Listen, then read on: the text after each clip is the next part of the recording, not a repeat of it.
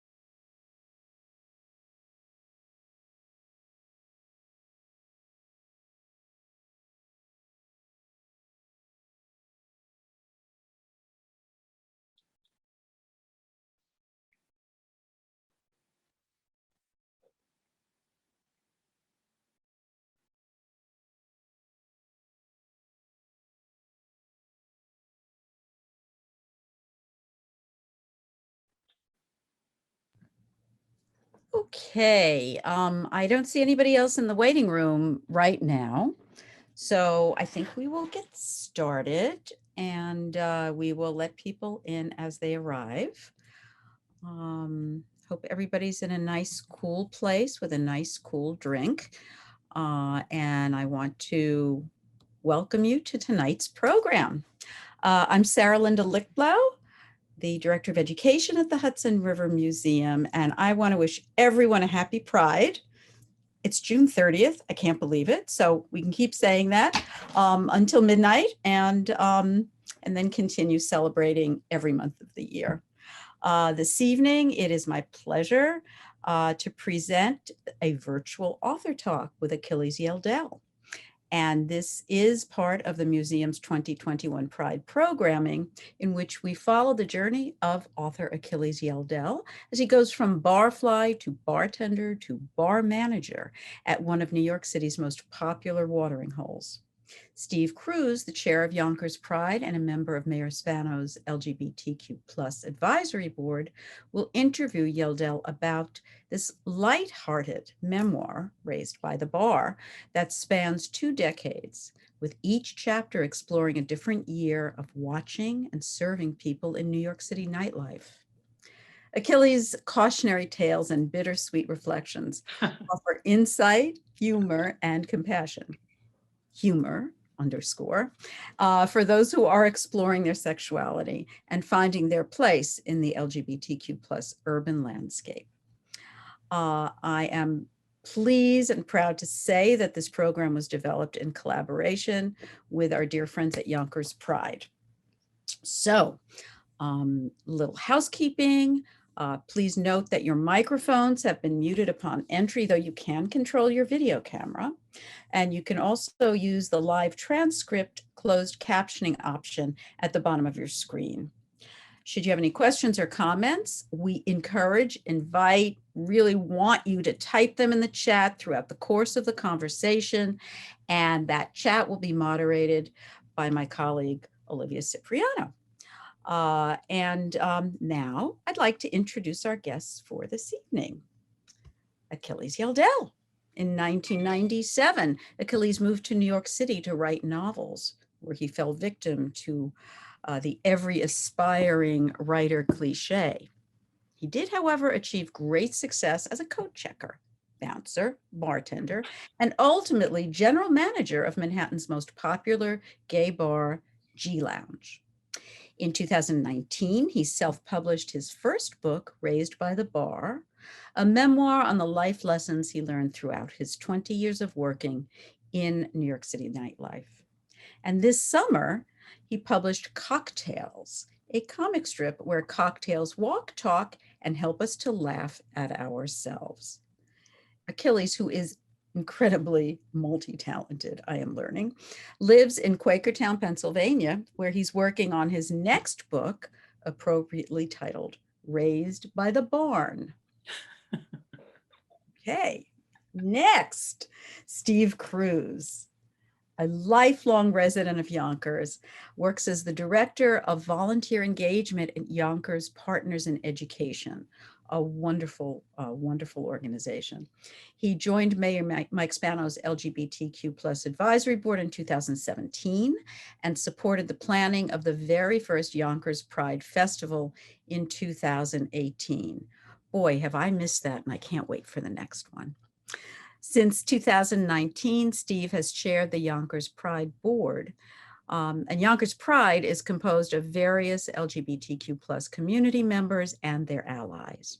It works in close partnership with the Yonkers Downtown Business Improvement District. And now it is time to turn the program over to Steve, who will get us started. Steve, thank you.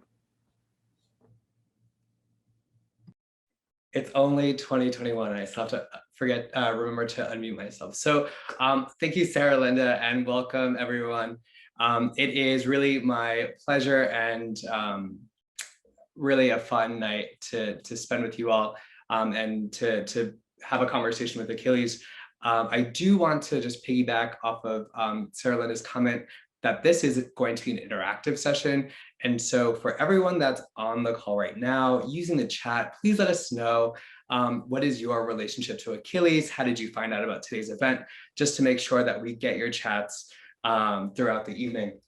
I do want to start by wishing everyone a happy Pride and cheers to Achilles.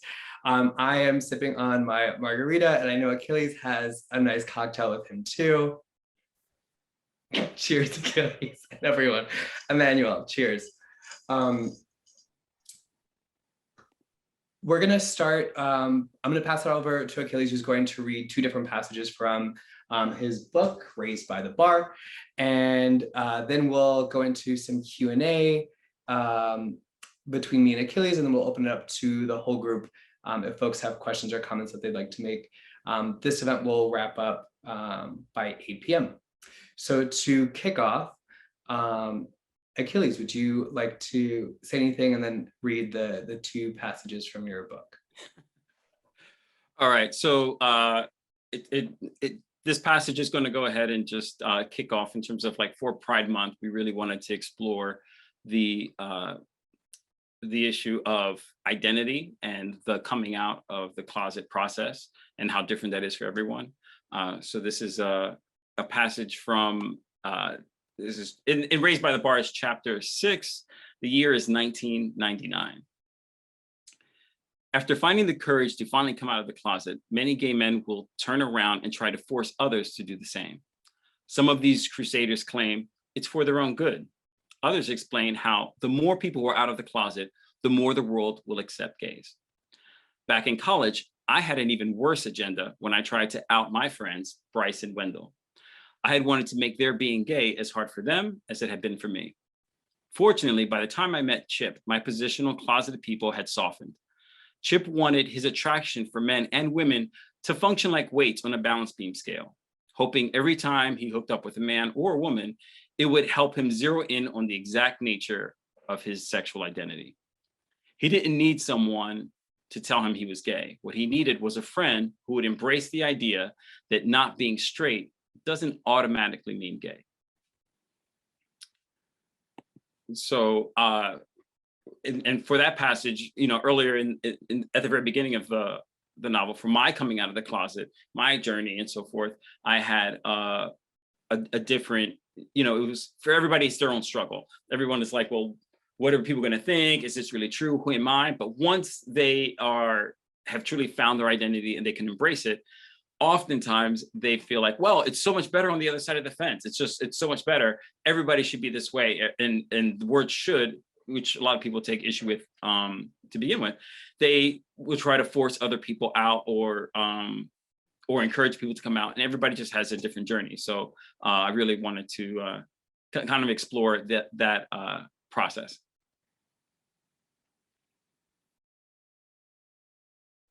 Thanks, Achilles. Did you want to read the second passage as well, or was there? No, I took that first passage. Actually, I just combined the two things. The first passage was really just me being very resentful. This is actually better if I just explain it. That Bryce and Wendell, that I was in the closet for so long, and I came out, but they stayed in the closet, and they had a relationship, and I was very bitter, very resentful that they could have the best of both worlds.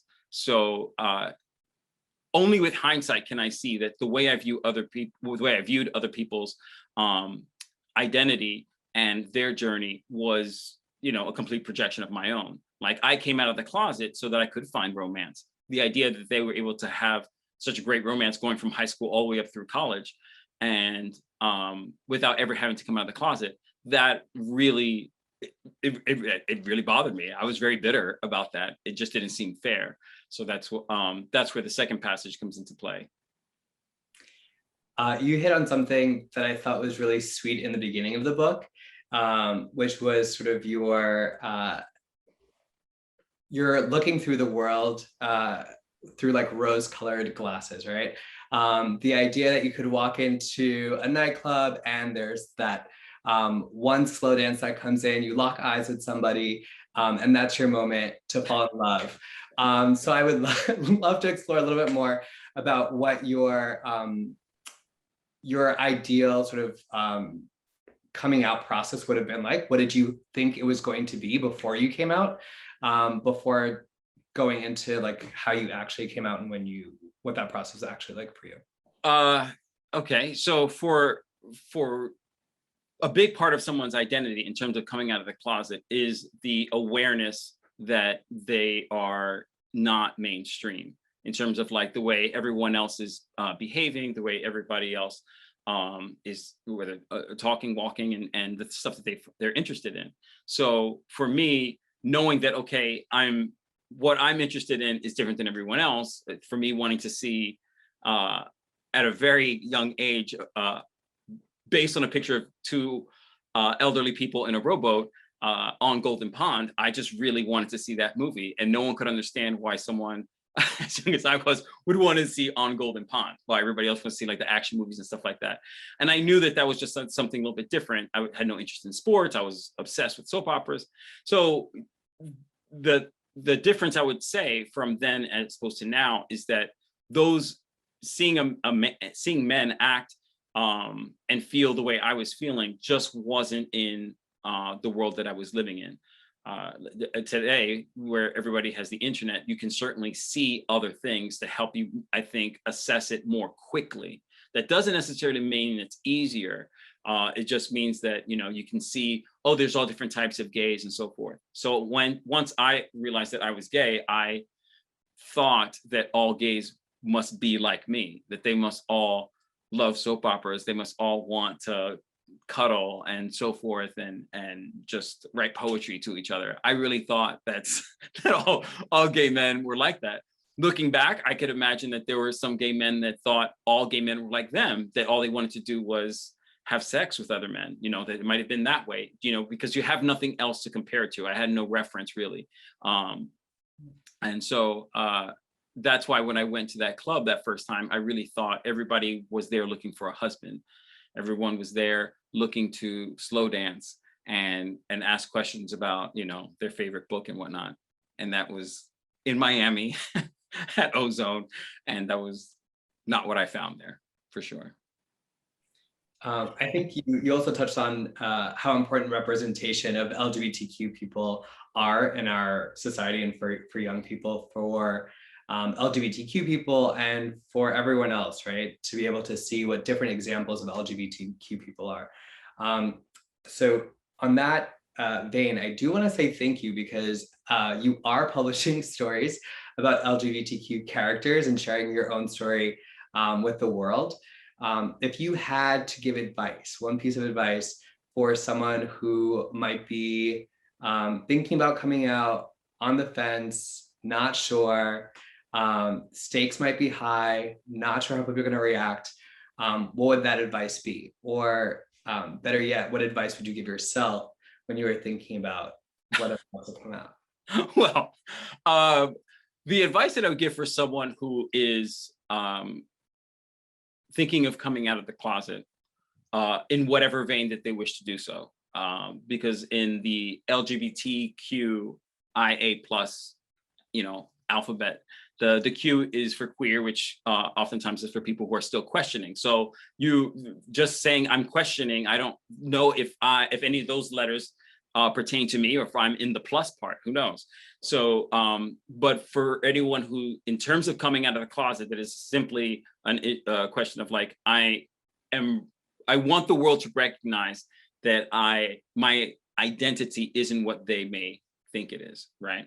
So when someone is choosing to do that, the advice I would give for those who are coming out is to be more open to the idea about how other people might receive it and understand that there's a timeline for that as well. The same way that, and this is the advice I definitely would have given myself when I came out of the closet and how things went with me and my mother, is that it took me 18 years to come to the terms with the fact that I'm gay, and then another 3 years to go ahead and tell anybody. So if it took me that long, and that's me living in my own head, in my own thoughts, and watching all of that kind of fall into place over time, to turn around and tell someone else, hey, this is who I am, and to expect them to turn around and just say, hey, that's great, I just love you for the way you are, that's all good. That's the ideal situation, sure, but some people have a different reaction, and to not assume that that first reaction will be the permanent reaction. And if someone doesn't take it well in the beginning, to be a bit more understanding of that, which is I think a point of view that isn't shared often enough. When parents, just like a person has a dream for themselves, and my dream was I wanted to be married and to a wife and have kids and so forth. It took a while for me to deconstruct that dream and realize, well, actually, it might be this or this, but it's not going to be what I thought. Parents might have the same dream for their kids about, I want them to be this, and then it turns out it's not. So I would say to just be more patient with people's reaction. I love that. Just thinking about your own coming out story, were there people that you thought were going to be more accepting and were not, or people that you thought that were going to be less accepting, that you were really worried about coming out to, that were just super embracing? I can sense my siblings just leaning in into their screens. I thought that my fraternity would have a really hard time with it, and they were actually great. I was really surprised by that. And I was the only one to be out of the closet out of any fraternity or sorority. So they suffered a lot because of it, in terms of who was willing to join the fraternity when it came to pledging and rushing and all that.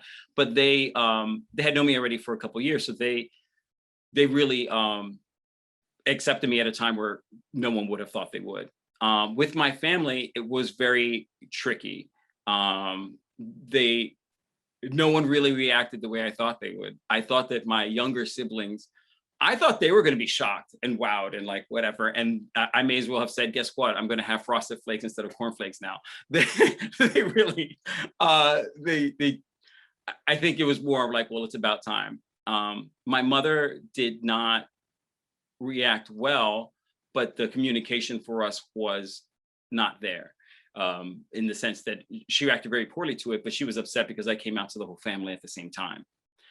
She felt that I should have told her first privately, and then And then she would have explained it to my siblings in her own way, kind of a thing. I didn't think anybody was going to be shocked, you know, but yeah, so I think that when coming out of the closet, one thing, I was already living on my own. So that was a really good lesson for me to learn, that I would be the first to share with other people, is that for anyone who is coming out of the closet and they are financially dependent on their parents or whomever else, that you want to make sure that you have the resources and the support, that if it doesn't go well, you're not going to be in a bad situation. Absolutely. And actually, so that's how Achilles and I met at an event for the Ali Forney Center, and they are a nonprofit in New York City, and they house homeless LGBTQ youth. Unfortunately, because families aren't always accepting, and environments at home aren't always safe, or they're not allowed to be home after coming out or suspecting of being LGBTQ. So certainly something to consider, right? With your role as a bartender at G Lounge, I'm sure you came across a lot of different individuals. People are there to talk to each other, but they oftentimes lean on a bartender to share their personal stories, what they're going through. Are there any stories from the bar in the vein of coming out or not that you would like to share with the group? I think that the customers were one thing. The staff was a different story, because the staff allowed someone who was closeted to be in the gay world with an alibi. I'm here to work. The security guards / bouncers or whatever were definitely in that case where people say, well, why would you work at a gay bar? And they're like, well, I'm tired of breaking up fights, or I worked at this one bar and somebody pulled out a knife. So this, very masculine, straight bouncer would start working at the bar, and everybody would think that, that's why he was there. I certainly did. And this isn't even one person, not even two, but I would say it's happened more than 3 times in the year that I was working there, that over time you would realize that there was a curiosity there was an interest there, and they would see all different types of gays, and like in terms of like, some of them were bi, some of them had girlfriends, and one guy would show up with his wife as he was, looking for, men, and that kind of, to see that process of how things deconstructed in their own head, and then they would come out of the closet, or they would do something, and it was always when they were really drunk, and then they would have some explanation. So there was that. I think that for the customers coming in and being closeted, there were some who would walk in pretending it was an accident and saying, well, I'll just have a drink while I figure out where to go next. It was always interesting to me, the things that people who are coming out of the closet, what are the lies that you're telling yourself in order for you to do what you're doing? There are, of course, the lies that you would say to other people. What are the lies that you're telling yourself as to why you are there? And in my book, I even, once it came time for me to go ahead and say why I was in this gay support group, my lie was, I'm here because my brother's gay and I just want to be supportive of him. Not one single queen in that room believed that, but nevertheless, I just needed to know that I didn't admit it. So for somehow, and same thing when I'm in this bar by mistake, but I'll just stay here and have a drink, or the only reason I'm working here is because I'm tired of fights breaking out of straight bars. So things like that would happen, and then eventually they would go with the experimenting and take it from there.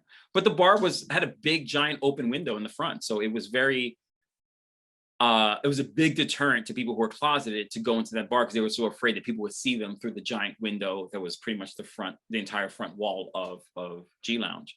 Other bars that were like a little bit darker, off the beaten path, I think that was more popular for the closeted guys. And I think that like every bar in New York City sort of has its clientele that it tries to pitch to, right? The crowd that it tries to bring in. And G Lounge definitely was known to have at least I thought it was known to have these like big muscly guys at G Lounge, right? Like that was the crowd at G Lounge. Do you want to talk a little bit about the type of gay that would walk into G Lounge? And then towards the end of your time at G Lounge, you were hosting a nerd night, which kind of went opposite of that stereotypical guy image, right? That maybe was there before. So do you want to talk a little bit about the crowd that it was pitching towards, and then your experience hosting Nerd Night? I will say that that sad, but at the end of the day, money is what usually pushes people to change, right? And so the bar was doing very well for a long time for what was known as Chelsea Queens, and Chelsea Queens was the phrasing was they look like Tarzan, but they talk like Jane. So it was just that there were all these muscles and so forth, but when they would speak, they were very effeminate. It was the general, but that aesthetic of like the more muscle you had, the bigger your build and so forth, then you were more the embodiment of what everyone thought was attractive. And for a long time at the bar, I was there for 20 years. So I would say probably for like the first 8 to 10 years, that was the aesthetic that they had claimed was what everybody found attractive, right? So it's the same thing like with movies and television and all that. There is an idea of like, this is the type that people are going to find attractive, and therefore this is what we're going to show. But then as more people came out of the closet, as gays became more accepted, gay bars started popping up everywhere. Then all of a sudden, the amount of people that were coming to Manhattan, to G Lounge at Chelsea, became smaller and smaller. And then once there were social dating apps, well, hookup apps, whatever, one and the same, then there were less people going to the bar. And then the bar has to decide, how are we going to bring in more people? Well, then all of a sudden now we have to go ahead and appeal to a broader audience if we're going to have more people come here. And what I really loved was that in the 90s, people would use the term twink, which was for a younger, thinner, and generally speaking, white gay man. They were calling them twinks in a very dismissive fashion because that was the opposite of these muscly guys, that they were so thin. But nowadays, you know, for all the different labels that there are, whether it's the bears or the twinks and so forth, they're tribes, and in those tribes, the people who identify themselves as being those tribes take that with a lot of pride. That is not to say that if someone is heavy set and has some hair, that they are automatically a bear. They might take offense to the fact that you're putting them in that category. So I always wait to see for people who, you know, identify themselves in that tribe before I toss that label to them. But that's what changed over the years. So then the nerd thing, they're like, well, this is just a really bottom of the barrel in terms of what the owners at the bar. This is just one area of the gay demographic that no one seems to be doing much for, which ironically there were other places that were doing stuff, but because it was always off of the bar that I worked at, off of their radar, they assumed that nobody was doing it. But the nerd night came about, like, well, let's just try that, and then I became the host of that, and it was really it really blossomed into a really strong night for the bar. And even then it was because I inadvertently appealed to not a gay nerd audience, but a gay nerd people of color audience, which was coming. I didn't even notice that at the other events, there wasn't as big of a presence of people of color at the gay nerd clubs, bars, parties, and all that kind of stuff. But yeah, so I think that that's where the nerd night finally came to be, because a lot of times, and you know, great for New York that has always managed to appeal to different things. They did have at one point in time when I first got to New York, 2 gay bars/clubs that appealed to Asian gay men. Which, to think of that in any other city is, well, in the US is I would think would be very surprising, but in New York they did have that. And I think you're just speaking about the different tribes, sort of like what different subgroups within the gay community specifically, right?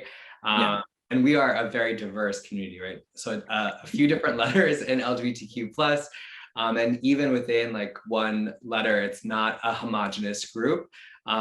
There are a ton of like subgroups and different ways to build community across people. And I remember going through old photos of Nerd Night and thinking like, wow, I'm not at all into like superheroes or comics. So it's like, oh, there's a whole group of people that like really love this. I remember it being like not just gay men that would go to G Lounge for Nerd Night.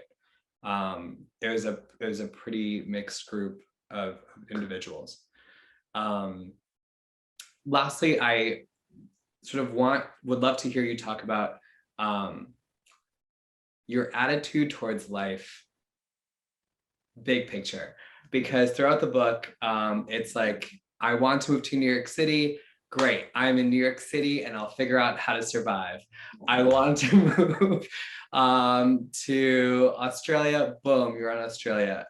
You move back to New Jersey, move to California. I think you have like a really beautiful way of living your life and just like jumping and seizing opportunities. So do you want to talk a little bit about that journey for you? Because maybe it wasn't always that way.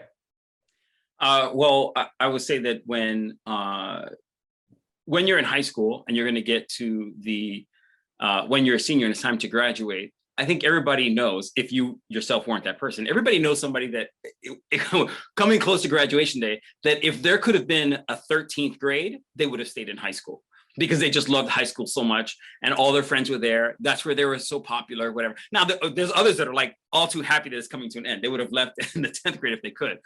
But, but nevertheless, graduation day comes and everyone gets that push, and then you go to college. And then in college, same thing. It allows you to stay in college for a lot longer than 4 years if you choose that, depending on the major. But at some point in time, depending on what you're trying to do career-wise, there's that push where you graduate, and now it's time to go out into the real world and do that. So things like graduating high school and graduating college, for those that have gone to college, as you get older, there are less times where life is going to go ahead and push you to go ahead and take that next step.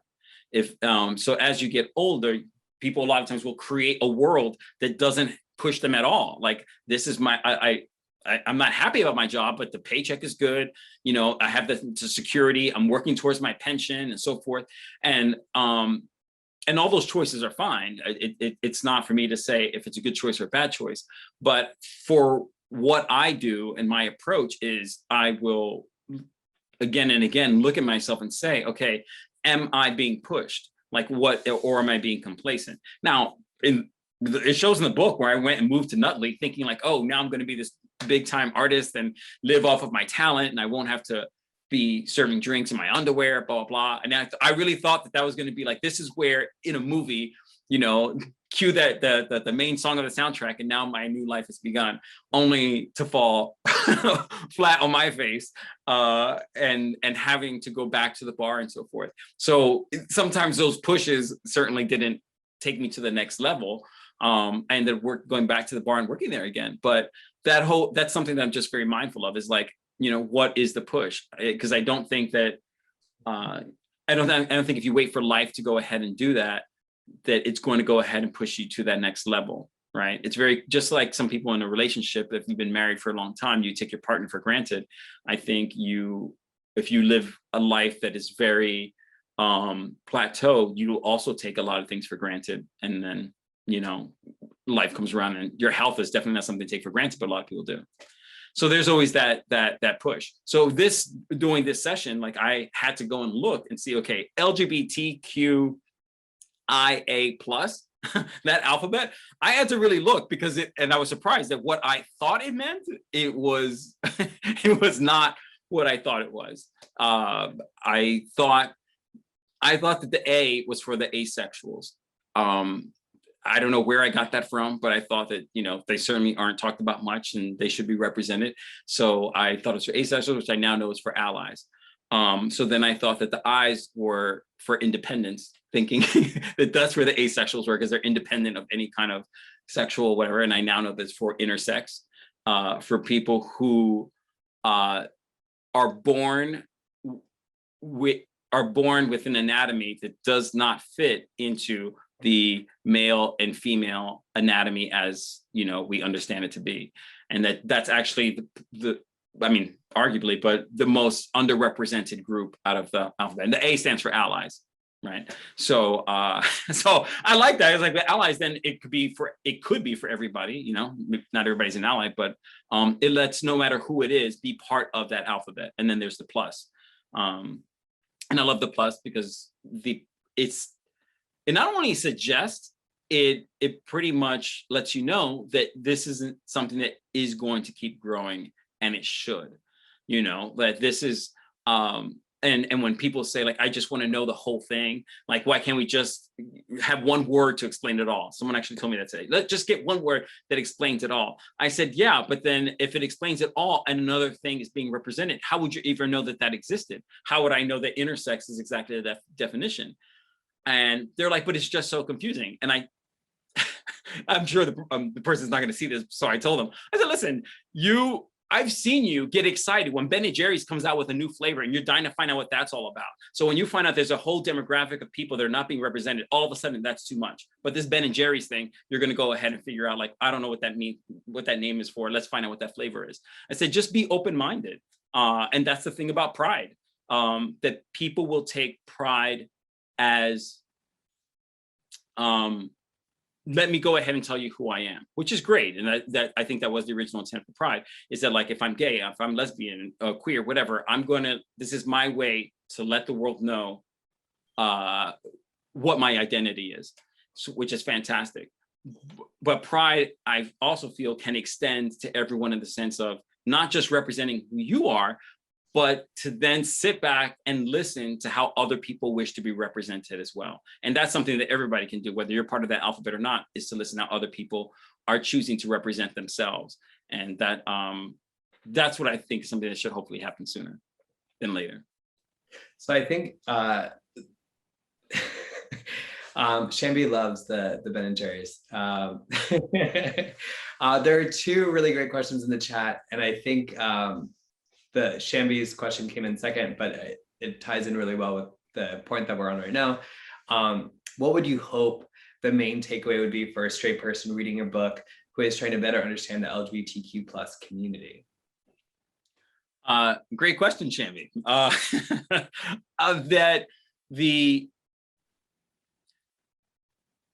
That hearing someone else's voice and understanding what someone else is trying to say as their identity, as they're trying to explore it, in a good way to perhaps have more compassion for that and have a better ear for it, is because they'll say, like, especially people who think, well, I have no problem with anybody. Like, I'm not racist, I'm not homophobic, I have no issue with anybody. So all of this stuff that's happening over here, I don't necessarily have to listen to it or hear it because I don't have any ill will towards anybody. But in terms of people sharing, getting their voices and feeling like they're being seen, it's a lot like the yearbook.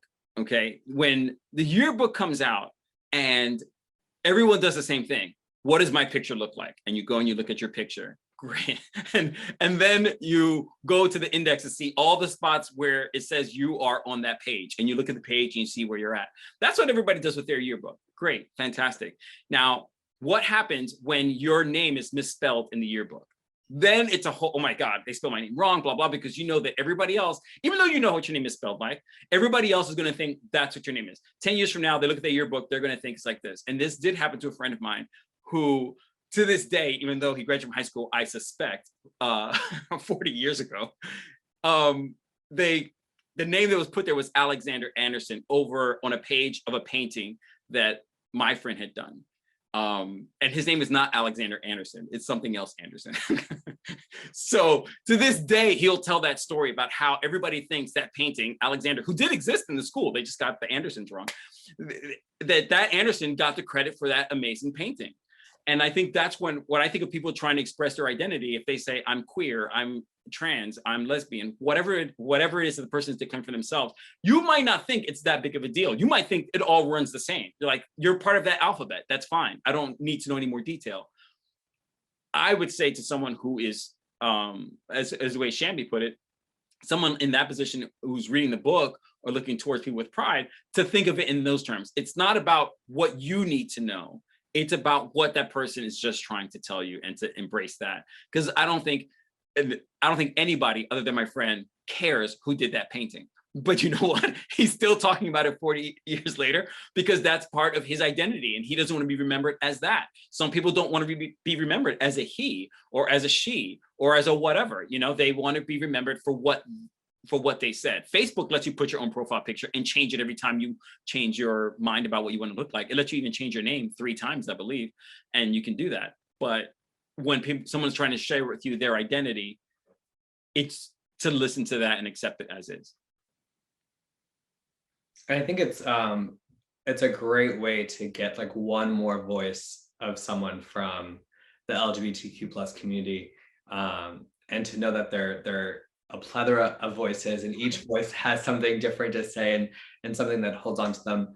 Certainly there are themes that run through, but again, thanks for contributing to the world of LGBTQ characters and writing. A little bit more lighthearted, and I really love the creativity of this question. Emmanuel, do you want to unmute and ask the question? Oh, good God. Let me allow permissions for unmuting. I just realized. All right, you should be all free. You can lock them down. It's fine. Sure. So Sex and the City is doing a reboot. Samantha is no longer part of the group. If you were the fourth, what characteristics would you bring to the group that you have grown into since the years covered in this novel? Oof. Okay. So I would say in the spirit of the void that Samantha would leave in the show, is that when it comes to me dating, I will not dismiss the idea of dating someone unless there is a clear reason of why I should, as opposed to, well, this might go wrong because. So if I meet someone who lives in Alaska, you know, long distance dating, I don't see how that would really work, you know, for my experience. I said, but with this person, let me go ahead and see. Now there's other stuff, like if you're a smoker smoking cigarettes, I just can't get on board with that. I've tried, I know that that's like a deal breaker, but I wouldn't say that long distance automatically would be a deal breaker. So I would consider it. This is how I ended up being in a throuple, me with 2 other people in a 3-way relationship for a year, because for that time, there was no clear reason of why not to try it, considering how all 3 of us felt about each other throughout that time period. So if I were to fill in this void with Sex and the City, I would be, as a character, someone who meets different types of people, where I've never dated someone who's trans, but I can think of a scenario with that's something I would do. That definitely something that I would consider. I would, or someone who's pansexual, so forth. All those kind of scenarios. So there's different scenarios where I've surprised myself that I dated that person, but there was an attraction there.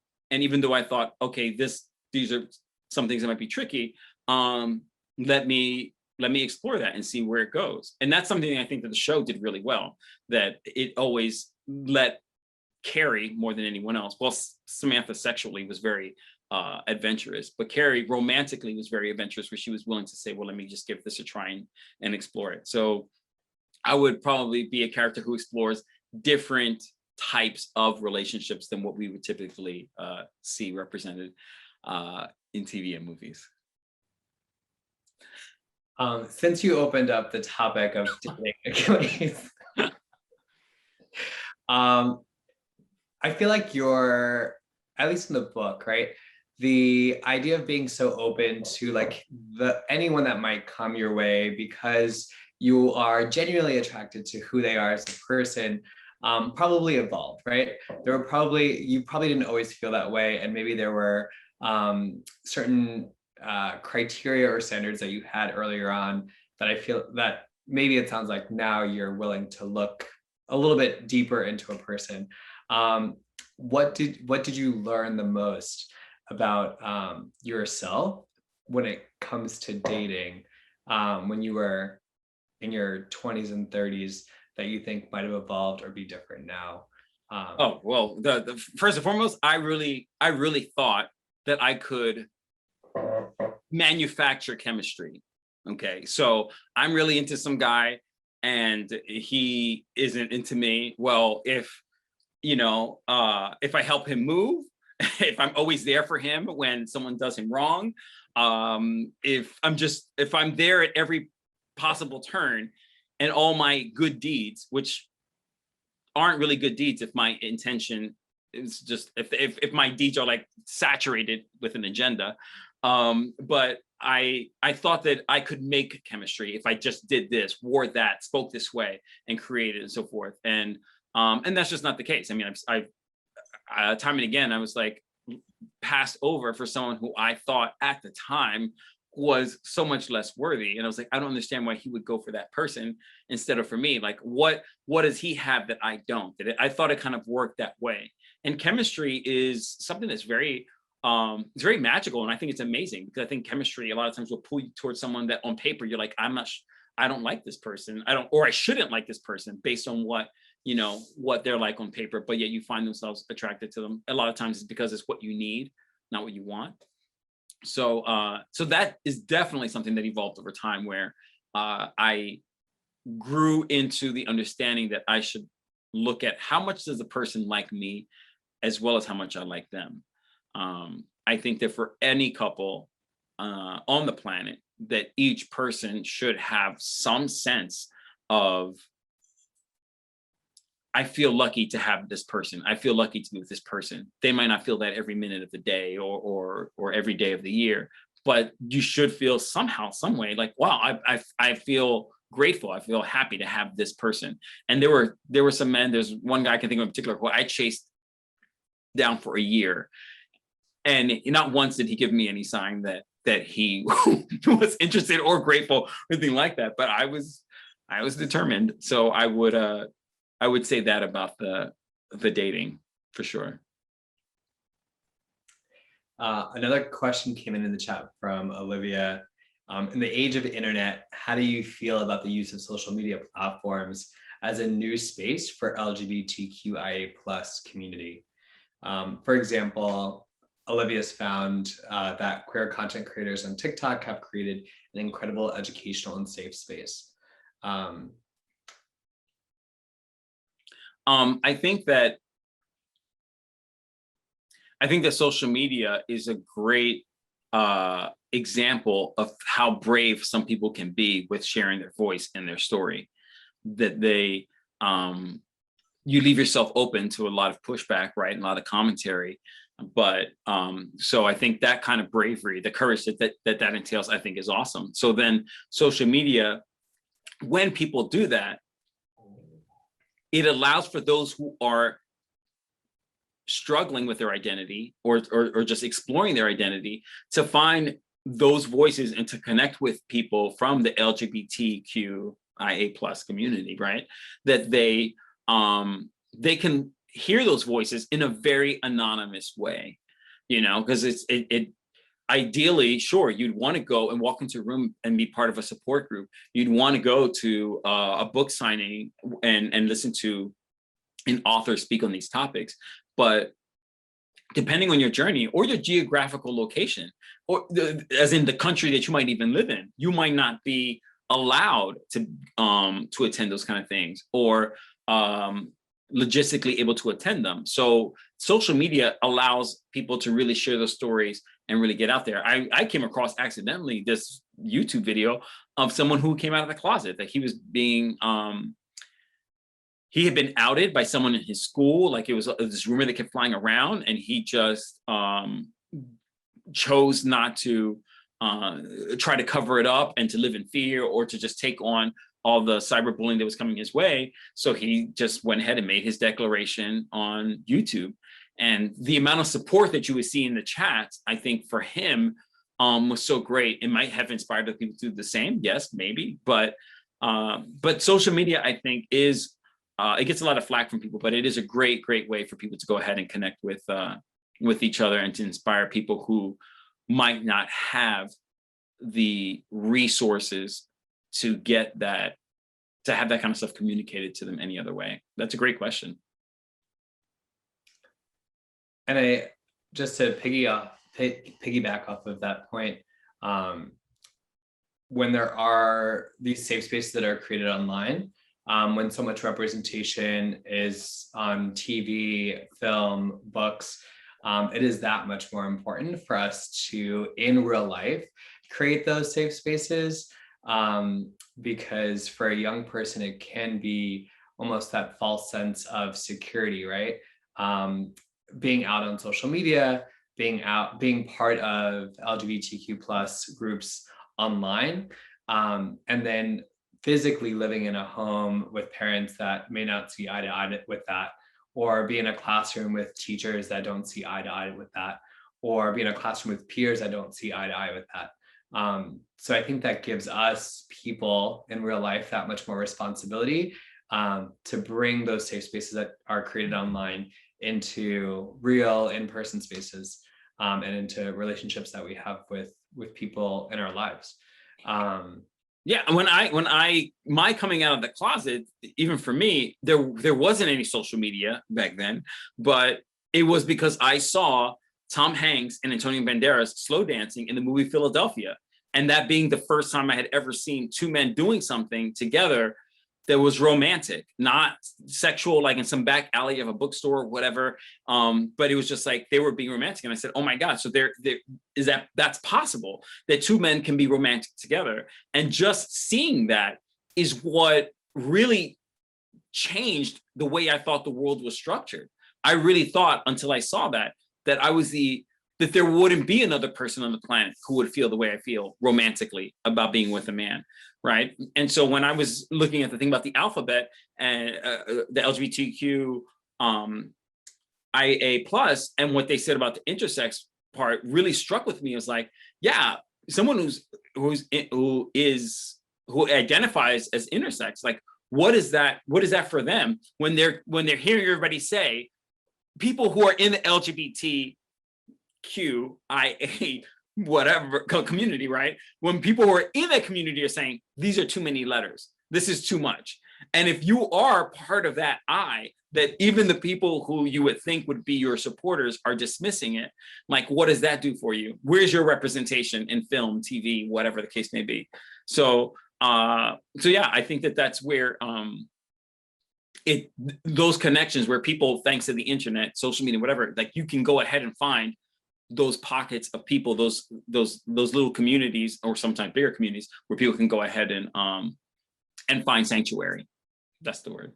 And actually, you brought up something really interesting a few days ago, when we were talking about sort of like people in the LGBTQIA plus community fall victim to this, where they will fight for equal rights until they're able to walk through the door. And then as soon as they do, they shut the door behind them, not sort of recognizing that there's a whole larger community that were in the position that are in the position that they were in recently. And the importance of holding that door open, and educating yourself on who are the people that are not part of the community that walked through that door. Oh yeah, I mean, I saw that Aaliyah put, I didn't know that it was called the Alphabet Mafia, but that sounds incredibly accurate. I'd never heard that term before.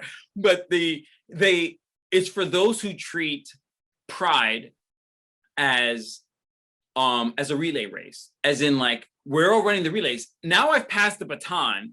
So okay, I was LGBT, I was a T. So my T, I did my part. I'm passing the baton to the Qs. You guys do the rest. I'm not doing anymore. I'm represented now. I'm in the alphabet. I don't need to know anymore past that. And then if the next one was the I's have it, then passing on to the allies. So it's where people would it's very self-serving, in the sense that it is only in their own interest, as far as making sure that I'm represented. As long as I'm represented, okay, good, our work is done, and that's it. And I really take issue with that, especially when you think of this alphabet. The last one are the allies, and the allies don't have any real stake in the game, in the sense of like they're not one of those those things. They're simply supporting the rest of the alphabet, which I thought was really nice. That was like towards the end of it, but then there's always the plus sign. But they might have kids, right? They're allies for a reason. Like they might have kids, they might have friends, and so forth. But that is something that often happens. And when one minority group, so I'm Black, I'm gay, and I'm also Puerto Rican, and I've been in conversations with people that will dismiss one of those three categories as like, oh, well, we don't have to worry about them, or they don't have this, or they don't have that, and so forth.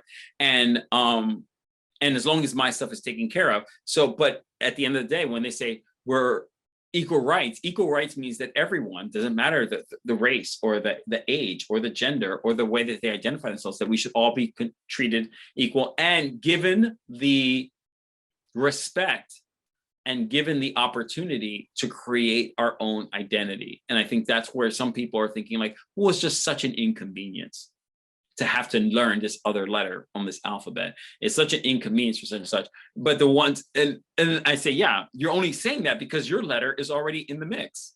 That's the only reason why somebody would say that. So in the last few minutes that we have, I do want to share my new favorite book, Cocktails.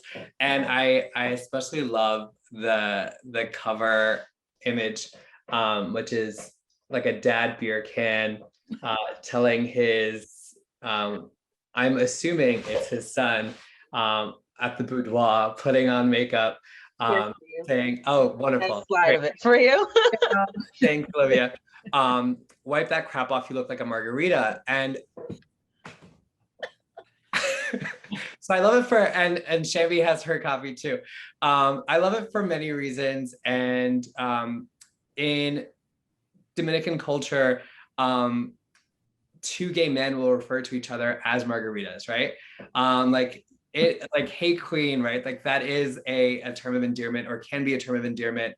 And literally putting salt on the rim for me was like, this child is like putting on makeup, is like dabbling in drag, and this dad furious that he looks like a margarita. And so I absolutely love the wit and humor and reflection of society that appears in the first 50 drawings of cocktails that you've created. I'm so glad that you've turned it into a book. Can I just say that I deliberately, in almost all of the ones that I've done, I deliberately don't put long eyelashes on any of the characters, because I'm like, they're technically cocktails, so they shouldn't have any gender. Some of them, they end up having it just to make whatever's happening make sense, but they usually don't have gender. So that beer can, for example, it could be a mom, it could be a dad.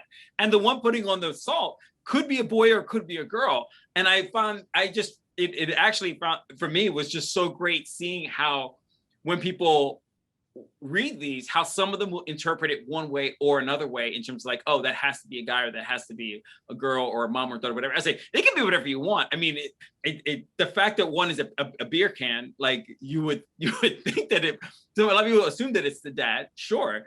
And that sex on the beach, right, kind of a thing. But what people take it as, it could be whatever you want. So I remember when you first told me, like, you thought that you felt like, yeah, it's a boy that's putting on the salt because and he doesn't want to be seen as a girl. I originally intended it as I don't want anyone thinking that you are easy, right? Like a party, you're not a party girl. I want you to get married and be more traditional, is how I thought. But your interpretation, I loved even more. I was like, Christ, I should have made that, instead of pink, orange, it could be a screwdriver. So that's a little bit more neutral. So it could be whatever people want. But in terms of what we're talking about with identity, it is really, really funny to see some people's interpretations when the drawings don't automatically let you know what the gender is. I thought that was actually kind of funny. Oh, absolutely. And it allows people to bring their own ideas to the drawings. And I think they're wonderful and perfect. And they're amazing. I love them.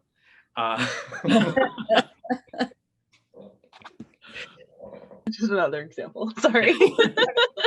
especially post-pandemic, this is perfect. Well, yeah. Like what you, at least you did something, other than eat and drink, during, you really produce these wonderful images. And Olivia has the links to to both books. So it'd be great if you could put that in the chat.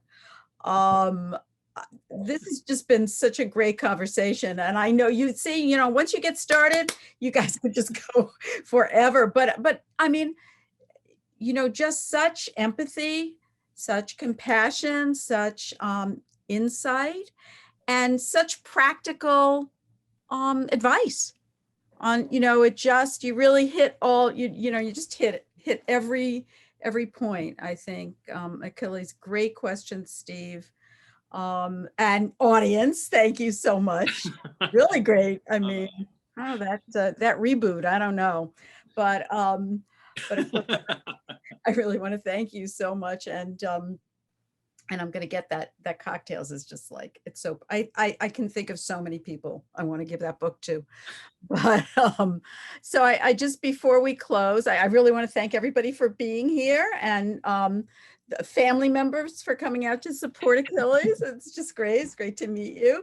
And I want to just mention a couple things. Actually, with Pride Month, we went into business with Yonkers Pride. And Steve, do you want to tell people what we're doing with in the gift shop? Oh, yes. So huge thank you to the Hudson River Museum for all the collaborative programming. This event, an upcoming event that we have in person in July. And if you have the opportunity to visit the Hudson River Museum in Yonkers, please stop by the gift shop. And you can support Yonkers Pride by purchasing Yonkers Pride merchandise, t-shirts, and tote bags. And proceeds to support more programming like this in collaboration with Yonkers Pride. And actually, speaking of more programming like this, I don't know how much everybody knows about the Hudson River Museum, but we have an amphitheater. It's an outdoor, beautiful, huge amphitheater overlooking the Hudson River. And here is our calendar of amphitheater events that just came out. We're starting next Friday, July 9th. And really following up on tonight's program, we have on the 24th of July at 8 o'clock, a museum mini ball with the House of Eon. It's going to be an amazing performance with Jason Rodriguez and the House of Eon, bringing Vogue to the museum. This is a first, and we're collaborating with Yonkers Pride on this event. It is going to be awesome. We're going to, it's just going to be unforgettable. We're going to have a DJ, a commentator, categories. Categories are going to be Face, Best Dressed, Runway, and Vogue, a panel of judges, prizes, and more. And I am so excited about that event. So anybody who's watched the show Pose, you get to actually be in, you get to live that experience, basically. I know. I can't wait. I am so excited. And we have members of the community coming as judges. We have a member of Yonkers Pride as a judge. Yeah, it's just going to be such a fun night. And I want to thank Steve for working with us on that. Also, so the amphitheater season goes from the 9th of July through the 20th of August on Friday and Saturday evenings. And also the museum is open for free Friday and Saturday evenings starting the 16th from 5 to 7 with a free planetarium show at 6 o'clock. And we are, by the way, reopening our planetarium on the 16th. And yay! So everybody come. There's the free show on Friday, and on Saturday and Sunday we have two ticketed shows at 12:30 and 2. So we are back. As I said, we are back, and we are going to enjoy this summer to the hilt. So I hope we see all of you soon. I want to thank everybody who made this possible.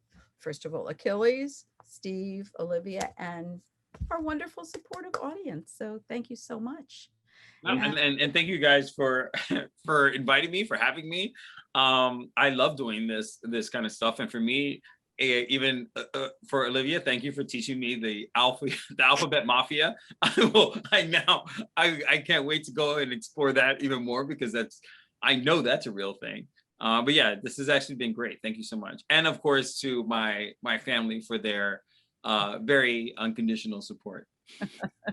Okay, thank you all so much once again. Happy Pride, happy summer, happy 4th, and stay cool. Take care. Be well. Good night, everybody.